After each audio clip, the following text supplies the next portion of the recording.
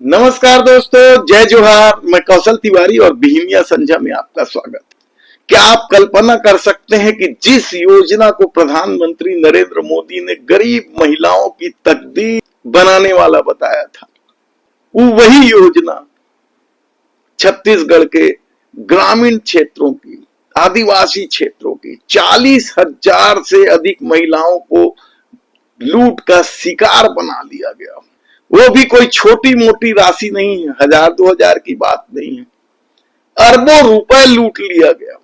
और सरकार उन आरोपियों को बचाने में लगी हो, कलेक्टर उन आरोपियों को संरक्षण दे रहे हैं, तब ऐसे में इसकी गूंज रायपुर राजधानी से लेकर दिल्ली तक होना स्वाभाविक है। राष्ट्रीय अनुसूचित जनजाति आयोग में जब यह मामला पहुंचा तो हड़कंप मच गया। जो सबूत रखे गए आयोग के सामने वह चौंकाने वाले सबूत थे कि किस तरीके से छत्तीसगढ़ की आदिवासी बहनों को, महिलाओं को लूटा गया है। और इस मामले को लेकर पूर्व गृह मंत्री ननकीराम कंवर ने तो साफ तौर पर कह दिया है कि यह सिर्फ आदिवासियों की लूट का मामला नहीं है, बल्कि देश के प्रधानमंत्री नरेंद्र मोदी को बदनाम करने की साजिश का भी मामला है। और अब आयोग ने इस मामले में कलेक्टर को पहले बुलाया था और उसके नहीं आने पर सीधा मुख्य सचिव को ही बुला दिया है। हालांकि ननकीराम कंवर इस मामले को लेकर सीबीआई जांच की मांग कर रहे हैं। उनका मानना है कि यह मामला न केवल छत्तीसगढ़ बल्कि छत्तीसगढ़ के आसपास के राज्यों के आदिवासियों के साथ भी लूट का खेल है। जो गिरोह है वह अंतरराज्यीय गिरोह है, इसलिए इस मामले की जांच सीबीआई से कर दी चाहिए। ऐसे में ये पूरा मामला क्या है? क्या सचमुच इस मामले में उद्योग मंत्री लखनलाल देवांगन शामिल है? क्या सचमुच इस मामले में कृषि मंत्री रामविचार नेताम शामिल है? या फिर यह मामला सिर्फ एक कंपनी से पैसा खाकर उनसे बचाने का मामला है?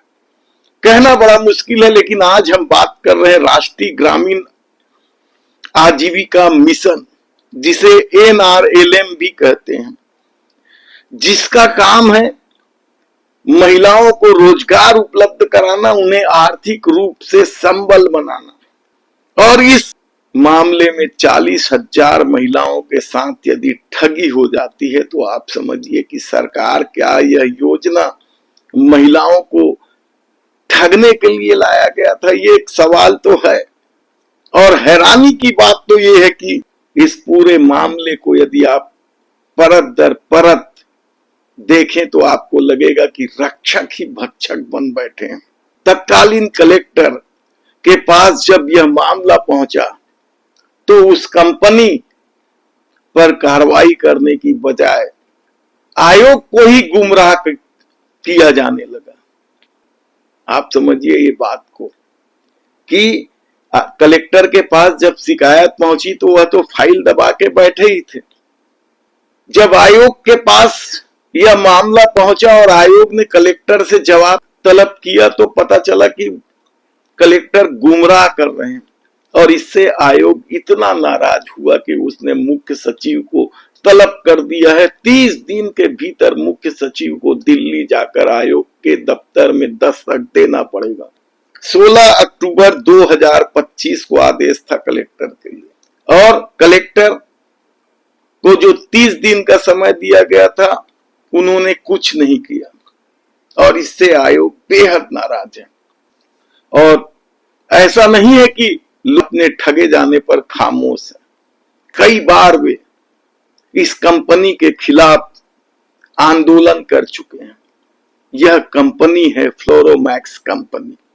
इसमें कौन कौन लोग शामिल है कहना बड़ा मुश्किल है, लेकिन इसके प्रमोशन में कहा जाता है कि प्रदेश सरकार के मंत्री शामिल थे, जिसमें लखनलाल देवांगन का नाम। और अपने लूटे जाने के बाद आदिवासी महिलाओं में इतना आक्रोश था कि पिछले दिनों जब रामविचार नेताम, लखनलाल देवांगन प्रवास पर कोरबा पहुंचे तो महिलाओं ने घेराबंदी कर दी थी। क्या कुछ हुआ हम पहले दिखा चुके हैं आपको, एक बार फिर देख लीजिए कि किस तरीके से राम विचार नेताओं ने महिलाओं के साथ बदसलूकी की, यह आरोप लगा। पूरा मामला आप देख लीजिए। यहाँ बड़े बड़े के नहीं हुआ, कितनों नहीं हुआ, कर्जा माफ नहीं होगा।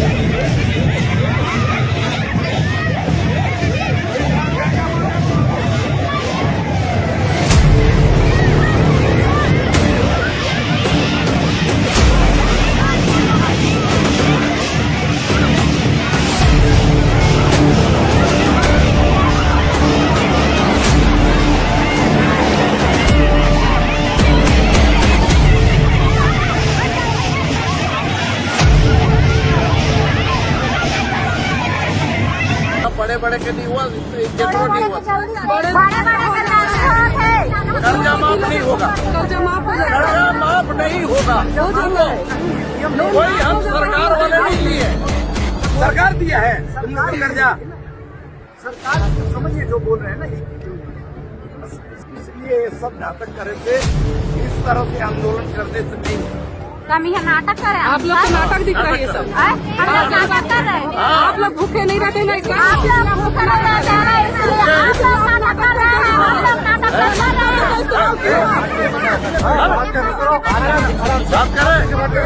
ये समझा रहे हैं आप, बात समझा रहे हैं, मत कर रहे हैं।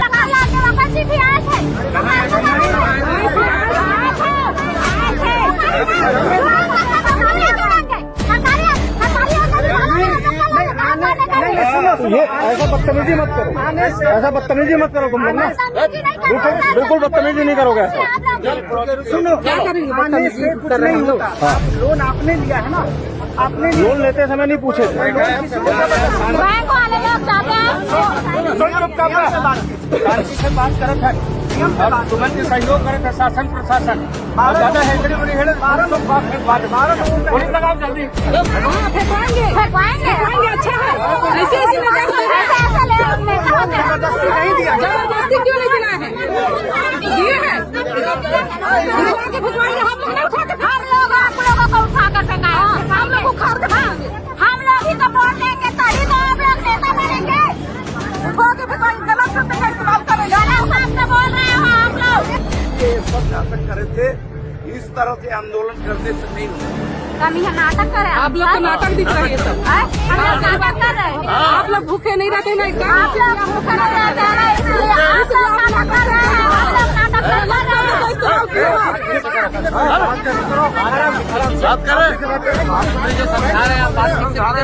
बात कर रहे हैं हम लोग। नाम है आपका? नसीबुन बानो। हाँ दीदी, अभी मंत्री जी आए थे, क्या आपको आश्वासन दिए और पहले आप क्या सोच के आप जुड़े थे वहाँ कंपनी में? भैया हमको वहाँ आत्महत्या दिया गया, हमको आश्वासन दिया गया और जब कोरोना खड़ा हुआ हम गरीब महीनों से वहाँ लखनलाल देवांगन जी भी आए थे, पूरी पुलिस महिलाएं भी थी, उनको देख के हम सब घाटा उन्हीं से हुआ है। तो हम सब ये गरीब महिला उन्हीं के दम पे भरोसे में कि हमारा लोन बटा जाएगा, इसमें इनकम मिला जाएगा, उस पर हम लोग गरीब महिला सब लोन निकाल के जुड़े। आज ऐसा हो गया है कि हम गरीब महिलाओं को प्रताड़ित किया जा रहा है। बैंक वाले धमकी दे रहे हैं, घर बेचो, अपने आप को बेचो, पटाओ, कुछ भी करो। तो अभी पुलिस कहाँ है और लखनलाल देवांगन जी कहाँ है? मैं ये बोलना चाहती हूँ कि सरकार हमसे बनाए, हम सरकार से नहीं बने हैं। तो अभी वो सरकार कहाँ है जो हमारा लोन माफ कराए? हम इतनी गरीब जो महिला है, अगर आज हम नहीं रहेंगे तो सरकार कहाँ रहेगा? उनके अलावा और कौन से ऐसे विधायक थे जो वहाँ आए थे और जो आप उनके भरोसे में आप यहाँ कंपनी में जुड़े थे? वहाँ लखनलाल देवांगन ही आए थे, पुलिस महिला भी थी, अधिकतर पुलिस वाले लोग भी जुड़े हैं। हमको आश्वासन दिया गया कि दीदी हम हैं। फ्लोरा ये गरीब महिलाओं का है, कोई चिट फिट कंपनी नहीं है, ये बेरोजगार महिलाओं के लिए खोला गया है। इसको अभी क्या कहा गया? अभी आप जब मिले हैं आप लोग, आश्वासन क्या मिला मंत्री जी से? आश्वासन कुछ मिला ही नहीं है। हमारा लोन हमारा बस यही है आवेदन कि हम इतने गरीब महिलाएं, हमारा लोन माफ किया जाए। लखनलाल जी अभी आप लोगों को कुछ नहीं बोला? जी कुछ नहीं बोले हैं। ओपनिंग के समय आए थे लखनलाल देवांगन जी, तो अभी कहाँ है? महिला अभी 6 दिन 7 दिन से यहाँ प्रताड़ित हो रहे हैं, कोई मर रहा है, कोई कट रहा है, किसी को मारा जा रहा है।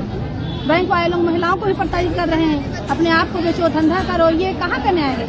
सरकार कब काम आएंगे जब हमारी गरीब महिलाएं, जब जान चला जाएगा, किसी का इज्जत जा रहा है, कुछ भी हो रहा है, अपना किडनी बेचो, ये करो, तो अभी सरकार कहाँ है? सरकार आए ना भाई, ये गरीब महिला से ही सरकार बना है, सरकार हमसे बना है, हम सरकार से नहीं बने हैं। तो हम लोग से निवेदन यही है हाथ जोड़ के कि हमारा लोन माफ किया जाए। ऐसे में देखना है कि अब जब राजधानी से लेकर दिल्ली तक इस कंपनी की करतूत की गूंज होने लगी है, मंत्रियों तक आरोप लगने लगे हैं और कलेक्टर से लेकर मुख्य सचिव तक तलब किए जा रहे हैं, तब क्या उन आदिवासी महिलाओं को न्याय मिलेगा? बड़ा मुश्किल सवाल है इस दौर में, क्योंकि इस दौर में यदि सत्ता ने यह तय कर लिया है कि उन्हें जनता ने चुना है और वो जो चाहें वह करेंगे, 5 साल तो वह सब कुछ कर ही सकते हैं। यदि यह मन में बैठ गया है सत्ता का, तब समझिए कि वह महिलाएं कहां जाएं, किसके पास जाएं? आयोग के पास तो गए, आयोग के पास तो हसदेव अरण्य के लोग भी गए थे और आयोग के फैसले को किस तरीके से सरकार गंभीरता से नहीं लेती, यह भी किसी से छिपा नहीं। तब ऐसे में देखना है कि यदि ननकी राम कंवर ने सीबीआई जांच की मांग करती है तो क्या सरकार को या देश के प्रधानमंत्री नरेंद्र मोदी को अपनी छवि बचाने के लिए इस मामले में सीबीआई जांच का आदेश देना चाहिए। हालांकि अप्रूवल तो राज्य सरकार ही करेगी। तब देखना है कि क्या कुछ होता है। हमारी नजर इस मामले में लगी हुई है। बेहद ही दुर्भाग्यपूर्ण मामला है, यह शर्मनाक मामला है।